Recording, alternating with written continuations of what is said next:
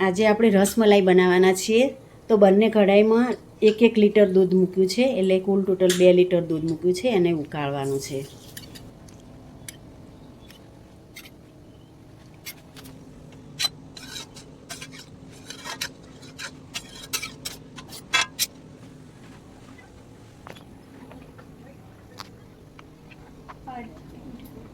હવે આનું પનીર બનાવીશું। બધું નીચોવી દઈશું અને પાણી નીકાળી દઈશું। પાણી નીતરશે એવી રીતે જ્યાં સુધી દૂધ અડધું થાય ત્યાં સુધી એને હલાવતા રહીશું। આ પનીરને હવે થાળીમાં લઈ લઈશું।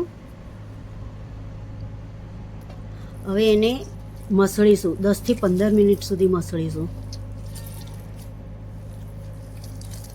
એકદમ લીસું થાય ત્યાં સુધી મસળી જઈશું। લગભગ 10 થી 15 મિનિટ થશે। મસળતા 10 મિનિટ થઈ ગઈ છે। થાળીને ચોટતું નથી, એકદમ સરસ માખણ જેવું થઈ ગયું છે।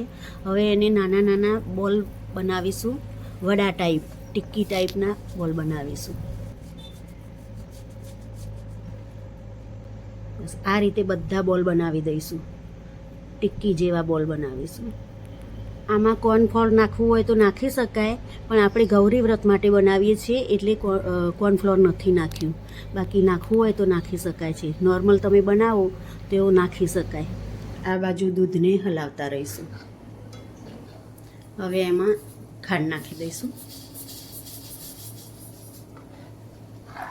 અડધી ખાંડ પાણીમાં નાખી છે, અડધી ખાંડ દૂધમાં નાખી, કુલ ટોટલ 500 ગ્રામ જેટલી ખાંડ નાખી છે। કેસરમાં થોડું દૂધ નાખી અને ઓગળવા દઈશું। હવે કેસર અંદર નાખી દઈશું। કેસર નાખવાથી દૂધનો કલર બદલાઈ જશે।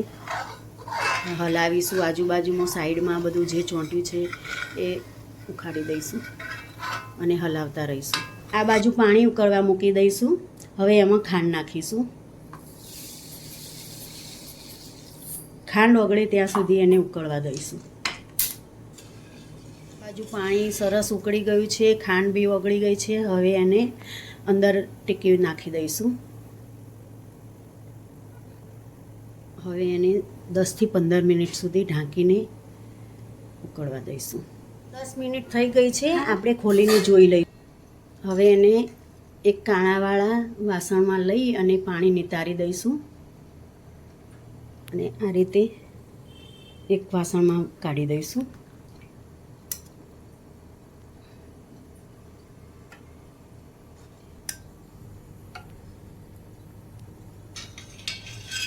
હવે આ બાજુ દૂધ ઉકળી રહ્યું છે, અડધા જેવું થઈ ગયું છે। હવે એમાં ડ્રાયફ્રૂટ નાખીશું, બદામ અને પિસ્તા છે ક્રશ કરેલા।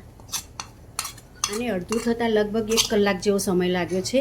હવે એને બંધ કરી દઈશું અને ઠંડુ થવા દઈશું। ઇલાયચી પાવડર નાખીશું, મિક્સ કરીશું। લગભગ ઠંડુ થઈ જવા આવ્યું છે, થોડું નવશેકું છે। હવે જે રસમલાઈ છે એની અંદર જે આપણે દૂધ બનાવેલું હતું એ અંદર નાખી દઈશું। રસમલાઈ તૈયાર છે।